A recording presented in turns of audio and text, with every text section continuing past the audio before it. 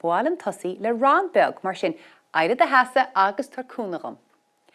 Láimh eile a híon a dó. Cos eile a híon a dó. Clúis eile a híon a dó. Súl eile a híon a dó.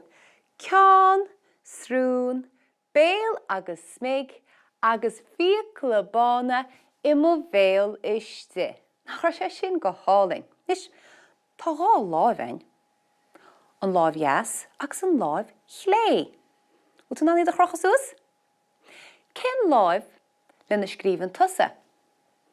Nú, cén láimh le na gírann tú do chud grúige?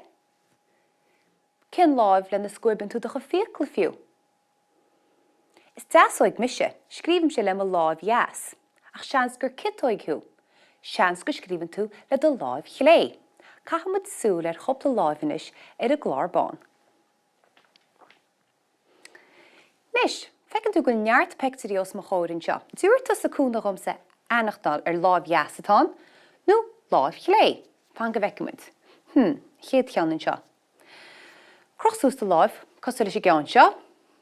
So bud brenn ar chúl na láimhe, an seo, gus tá ardóig I brenn isteach. Sin an láimh chlé. Ábhar sin an láimh chlé. Ítach. Agus an neice sin tá láimh eile. Cúl na láimh ríist, crochsús do láimh, agus na hardóg I brenn isteach. Sin an láimh heas. Ábhar sin an láimh heas. An bhá. Chéad feictear eile. Tá grím ag an láimh seo ar a beán. Cén láimh I hain? Tá go ligean arm hain go me an grím sa beán. Sin an láimh chlé. An bhá. Chéad cheann eile. Tá grím ag an láimh sin ar fón. Fan go bhfeicimid. Agus an nuair seo tá muid brenn ar was na láimhe. Agus tá ardóig I brenn mach.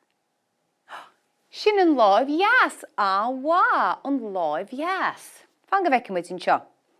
I ríist, feicimid an rusta agus bos na láimhe. Cha nuair seo,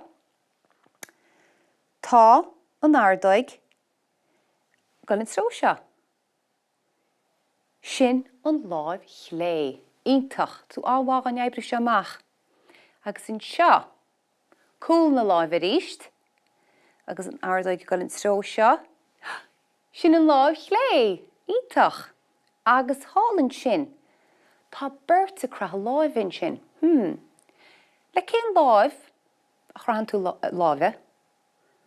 Chrainn tú láimhe le do láimh heas go díreach an bhá. Dúirmas cúpla ceann eile. Geamh seo tá muid brenn war chosa.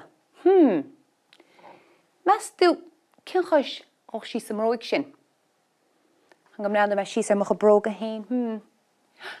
An chuis heas an bhá, agus tá sí seo duna cic le na cois heas I ríist an bhá. Le na cois heas an sin.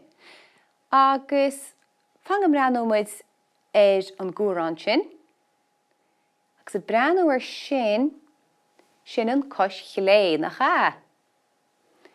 Ítach má, ú tú ná an búta sin aibrúmach? Go díreach churad a chuis heas síosán. Agus trí céann seo na láimhe I ríist. I bin bos nó cúl na láimhe, sin bos na láimhe nach cha. Mar sin an láimh chlé. Agus in seo, tá bos na láimhe le feiceáil I ríist, agus an ardóig crochta agus dáhairn le feiceáil, sin an láimh heas. Agus na mitógaí, agus teagan na mitógaí I béire. Mar sin tá ceann go láimh chlé, agus ceann go láimh heas.